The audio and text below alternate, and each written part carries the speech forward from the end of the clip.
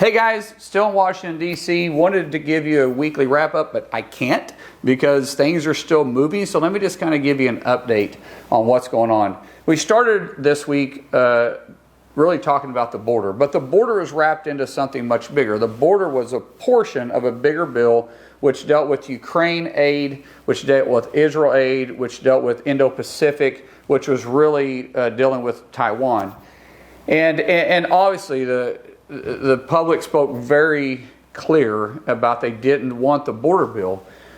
But when we did our Delta Town Hall meeting this week, which we really appreciate all that participated, we had thousands and thousands of people that joined it. Overwhelmingly, when I asked the question, what the number one issue was, it was about border. And I think sometimes people forget what the process of a bill looks like up here. And I'm not trying to undermine it. I'm just saying that the point of the bill that James Lankford brought to the floor wasn't the bill that was going to be voted on. It was a bill to start the conversation, to get it to the floor, to start the amendment process that then could be maybe conferenced with what the House had passed with H.R. 2. Because if we pass a border bill and the House passed a border bill, which is H.R. 2, then we can choose as chambers to go to conference and we can negotiate the bill and marry them. But our bill that we were trying to negotiate over here, which we actually never really got to the product of actually negotiating other than when it came out of the negotiating that happened in private tables to actually being opened up to the public, which means it's open up to amendments. That process would have been passed here, and then it would have never passed the House, and that's why you assign conferees and you go to conference and you try to negotiate the difference of them. But now we're kind of starting at square one, or actually not starting any place, because there's no path forward for border, but yet we still have to deal with Ukraine. We still have to deal with what's happening in the Indo-Pacific and the aggressive nature that China is playing, and then we have to deal with Hamas, which obviously is a terrorist organization that's attacking our very strong ally in Israel, who is needing our assistance. And so now we have to work on that. And people say, well, why do you have to take all of them together? It's because, truthfully, there's a lot of people, especially in the Democrat Party, that will not support Israel. And we saw this on the House this week where they tried to pass just the Israel funding, and they couldn't pass it. And they have some people that won't support Ukraine, but they would support Israel if it was on board, and people that won't support Israel will support Ukraine. And then Indo-Pacific, we're kind of all agreeing, so we got to do something about China.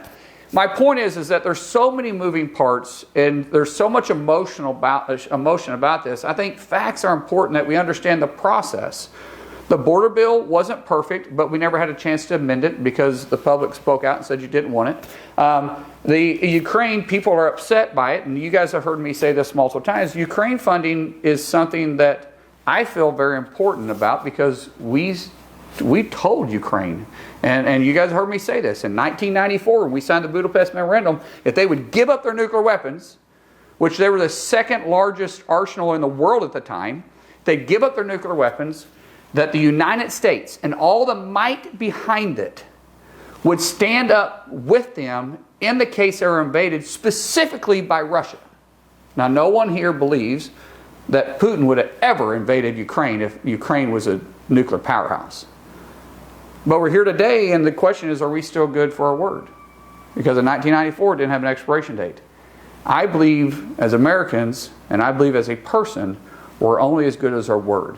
If I tell somebody I'm going to do something, I was raised that you have to do it. Conditions don't matter. You said you were going to do it. And we as the United States said we would be there for them. So how the package moves, I don't know. We're working on it. But guys, understand what we're dealing with and why we have certain processes here. And I do hope that we all breathe and think about what the next move is. I appreciate it. Seriously, I appreciate you giving me this opportunity to represent the greatest state in the nation, which is Oklahoma. I never take it for granted. May God bless you, and may God bless the United States of America.